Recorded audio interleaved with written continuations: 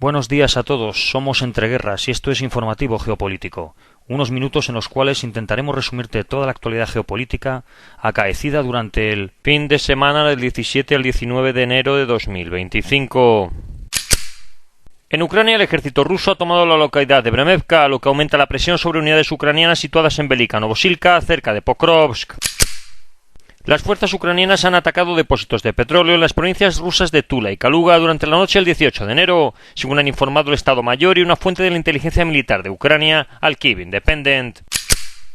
El 48º Batallón de Asalto Independiente de Ucrania ha expresado abiertamente su descontento por el reemplazo de su comandante Leonid Lyamov en un vídeo dirigido al comandante en jefe Oleksandr Syrskyi. Los soldados han argumentado que el cambio en un momento crítico podría afectar la capacidad de combate del batallón y debilitar la confianza de los combatientes, destacando los éxitos de sus operaciones previas, que fueron gracias al liderazgo de Lyamov. Además, han señalado la falta de información de inteligencia tras su reasignación en el frente cerca de Pokrovsk. La dirección militar ucraniana no ha comentado nada al respecto. La policía ucraniana ha realizado más de 200 redadas en 19 regiones con el fin de identificar a evasores del servicio militar y desmantelar redes de cruce ilegal de fronteras para hombres con prohibición de salida. Los sospechosos se enfrentan a cargos por fraude, falsificación de documentos y soborno. La operación, bajo la dirección de la Fiscalía General, busca frenar estas actividades ilegales y garantizar el cumplimiento de las leyes de movilización. Detalles adicionales han avisado que se publicarán una vez concluyan las redadas.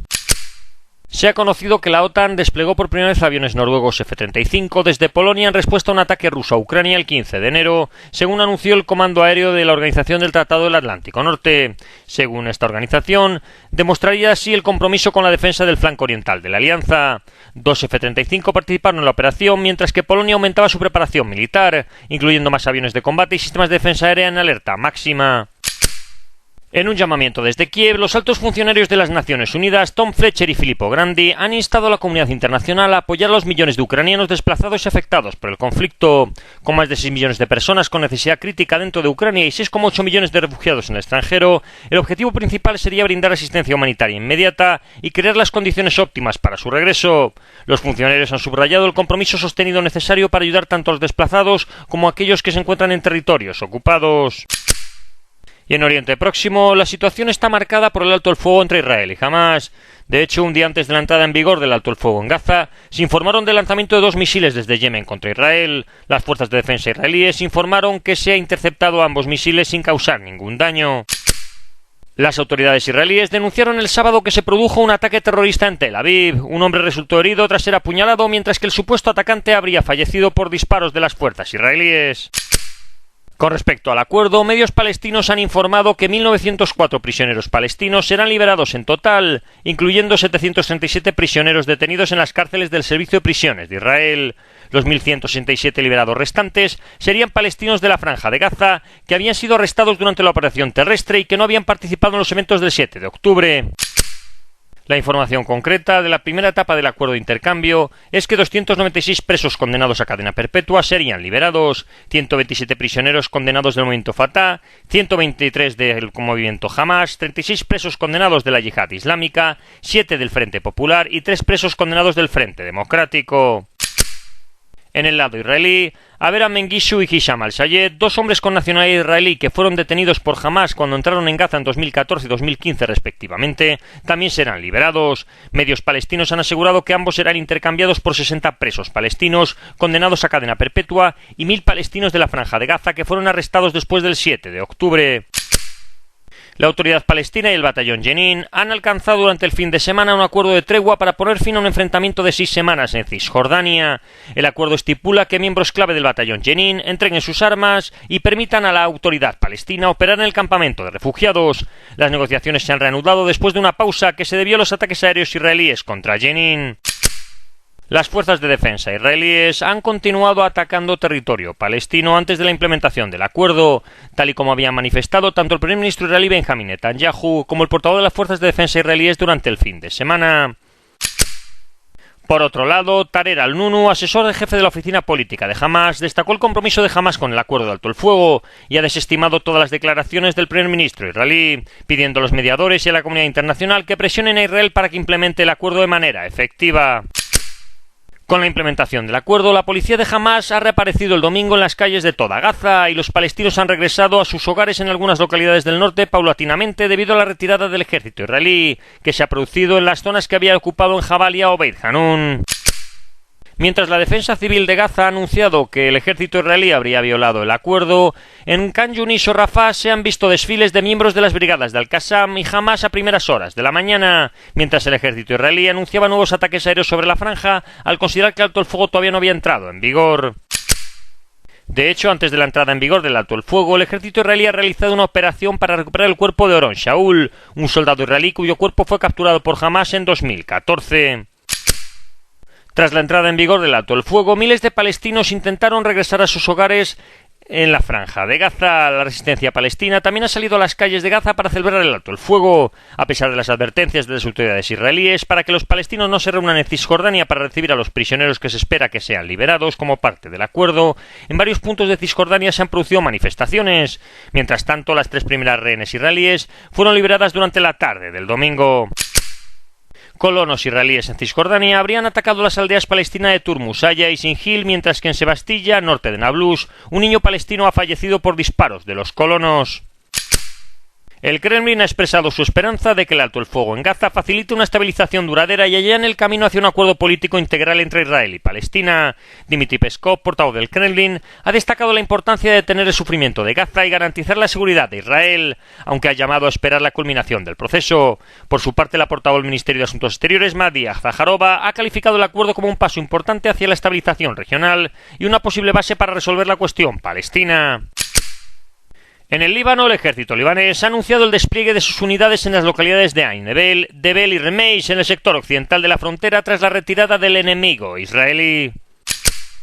España ha anunciado que destinará 10 millones de euros al ejército libanés con el fin de reforzar el alto el fuego con Israel.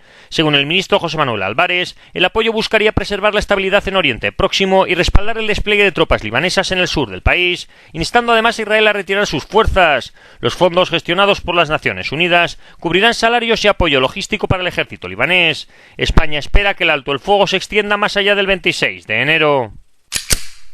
En el norte de Siria han continuado las hostilidades entre las fuerzas kurdas de las Fuerzas Democráticas Sirias y el Ejército Nacional Sirio apoyado por Turquía.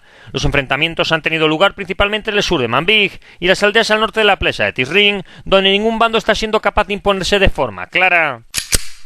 El nuevo ministro de Defensa de Siria, Murhaf Abu Qasra, ha rechazado la propuesta de las Fuerzas Democráticas Sirias de integrarse como un bloque autónomo dentro del Ministerio de Defensa. Según Abu Qasra, los combatientes kurdos apoyados por Estados Unidos deben integrarse completamente en la jerarquía militar siria.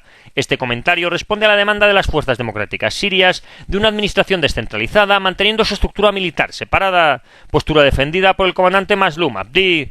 La cuestión sigue siendo un tema de tensión política en Siria y está lejos de resolverse. El presidente iraní Masoud Pezeshkian y su homólogo ruso han firmado el viernes un acuerdo de asociación estratégica integral en Moscú, con un enfoque en la cooperación en áreas como aranceles aduaneros, banca y lucha contra el extremismo y terrorismo. Además, han discutido el desarrollo del corredor internacional de transporte norte-sur y la construcción de una línea ferroviaria clave. Putin ha destacado el progreso del proyecto conjunto para ampliar la central nuclear de Bushehr, lo que fortalecería la seguridad energética de Irán. Según el ministro iraní de Petróleo, contratistas rusos están llevando a cabo proyectos de petróleo en Irán por más de 7.500 millones de dólares. La cooperación en el sector podría expandirse a través de mayores inversiones en la adquisición de equipos, construcción de refinerías y el desarrollo de yacimientos de petróleo y gas. Bagnejad ha destacado la colaboración exitosa de empresas rusas e iraníes y ha sugerido que los sectores bancarios y financieros de ambos países podrían ser clave para fortalecer estos proyectos conjuntos. En el continente europeo, la ministra de Asuntos Exteriores de Alemania, Annalena Baerbock, ha criticado al gobierno alemán por priorizar intereses nacionales sobre el apoyo a Ucrania, cuestionando su liderazgo en la política de paz en Europa. Su comentario refleja las tensiones dentro del gobierno interino socialdemócrata verde, después de que el canciller Olaf Scholz se negase a aprobar 3.000 millones de euros en asistencia de seguridad para Kiev. Baerbock ha advertido que los retrasos en ayuda militar no hacen más que debilitar la capacidad de Ucrania para defenderse y, por extensión, para proteger a Europa. El último informe de la Agencia de Inteligencia y de Defensa de Finlandia ha detallado los desafíos de Rusia para expandir su presencia militar cerca de la frontera finlandesa debido al desgaste causado por la guerra en Ucrania. Según este servicio, La zona noroeste está llena de bases vacías, equipos obsoletos y un enfoque muy limitado en la región. Rusia ha anunciado planear aumentar su fuerza en la región noroeste, y Finlandia teme que un conflicto congelado en Ucrania pueda facilitar la redirección de recursos hacia esa zona. También se ha observado un incremento en las operaciones de inteligencia rusas en Finlandia. Lituania ha decidido aumentar su gasto en defensa entre el 5 y el 6% del PIB a partir de 2026, citando la amenaza de la agresión rusa. El presidente Gitanas Nauseda ha señalado que la decisión histórica busca fortalecer la disuasión y la preparación del país, a pesar de la seguridad proporcionada por su membresía en la OTAN. Varios altos mandos militares del Reino Unido han expresado su preocupación por el plan de enviar tropas de paz a Ucrania, citando la falta de recursos y personal en las Fuerzas Armadas británicas. Lord West, almirante de la Marina Real, ha destacado que mantener tropas en Ucrania podría ser problemático debido a las limitaciones actuales de las Fuerzas Armadas británicas y a la posibilidad de verse envueltos en una situación compleja en la que realmente no se quieran ver involucrados. Otros, como el jefe del ejército Richard Darnat, también han señalado que el ejército no tiene el tamaño ni los medios adecuados para este tipo de misión sin más recursos. El coronel Tim Collins ha advertido en la misma línea sobre los riesgos de que esto lleve a una vergüenza nacional en Gran Bretaña. En Rusia, Alexei Zhuravlev, vicepresidente del Comité de Defensa de la Duma Estatal, ha destacado la necesidad de que Rusia se prepare para posibles movilizaciones ante las crecientes amenazas de Occidente y los preparativos militares de la OTAN, que ha datado reiteradamente el enfrentamiento con Rusia para 2030. En una entrevista ha afirmado que aunque Rusia cuenta con suficientes voluntarios en la actualidad, es esencial formar una reserva y mejorar el proceso de alistamiento para afrontar posibles amenazas futuras, anticipando tensiones prolongadas con Europa y el apoyo occidental a Ucrania. Rusia ha criticado el reciente acuerdo de asociación de 100 años entre Ucrania y el Reino Unido, especialmente en lo que respecta al Mar de Azov. La portavoz rusa María Zaharova ha calificado las acciones como una grave injerencia en los asuntos internos de Rusia, reafirmando que Moscú considera el Mar de Azov un mar interior y enfrentará tales iniciativas con firmeza. En Estados Unidos, la revista 1945 dice que la guerra en Ucrania ha debilitado significativamente la capacidad militar convencional de Rusia, afectando su amenaza real para la OTAN, con la pérdida de los carros de combate, más de 3.000, escasez de municiones de precisión y dependencia de equipos obsoletos y limitaciones económicas. Según esta revista, la capacidad de Rusia para realizar una guerra terrestre a gran escala se ha reducido drásticamente. Mientras tanto, las amenazas nucleares de Moscú buscarían compensar estas limitaciones, destacando una estrategia basada en la disuasión más que en la fuerza convencional. Anduril Industries, un contratista de defensa de los Estados Unidos, ha anunciado que está construyendo una gran planta en Ohio, creando 4.000 puestos de trabajo. La instalación, llamada Arsenal 1, producirá drones militares y vehículos aéreos autónomos, con la producción programada para comenzar en julio de 2026. Anduril ve esta planta como clave para modernizar y escalar rápidamente la fabricación de tecnología militar avanzada en los Estados Unidos. En el Cáucaso, el viernes comenzaron en Bakú los juicios contra líderes del antiguo régimen separatista armenio de Karabaj, acusados de crímenes de guerra contra Azerbaiyán. Entre los imputados estaría Rubén Vardanyan, exministro de Estado de la autoproclamada República. El caso incluye 2.548 episodios. Según el politólogo Farmad Mamedov, este juicio buscaría enviar un mensaje a Armenia sobre las consecuencias de violar leyes internacionales y respaldar acciones revanchistas. Azerbaiyán, por su parte, también señala a Armenia como Estado responsable de violaciones legales durante la ocupación. El embajador Boris Ruge, secretario general adjunto de la OTAN para Asuntos Políticos y Política de Seguridad, ha visitado Corea del Sur y Japón del 14 al 16 de enero de 2025. Durante sus encuentros ha abordado temas de seguridad compartidos, incluyendo la cooperación en defensa, ciberseguridad, amenazas híbridas, desinformación e inteligencia artificial. Las discusiones también se centraron en fortalecer las relaciones a largo plazo de la OTAN con ambos países, dada la creciente interconexión, según él, de las regiones euroatlántica e Indo-Pacífica. En África, el estado de Togo está considerando la posibilidad de unirse a la Alianza de los Estados del Sahel, según indicó el ministro de Asuntos Exteriores togolés durante una entrevista con Vox África la pasada semana. La alianza actualmente está constituida por Mali, Burkina Faso y Níger. Y esto ha sido todo por hoy. Si queréis profundizar en las noticias que hemos comentado, leer alguna de ellas o visualizar diferentes vídeos de actualidad, os recordamos que estamos en la aplicación Telegram, con nombre de usuario @entre_guerras. Que tengan un buen día y recuerden el main.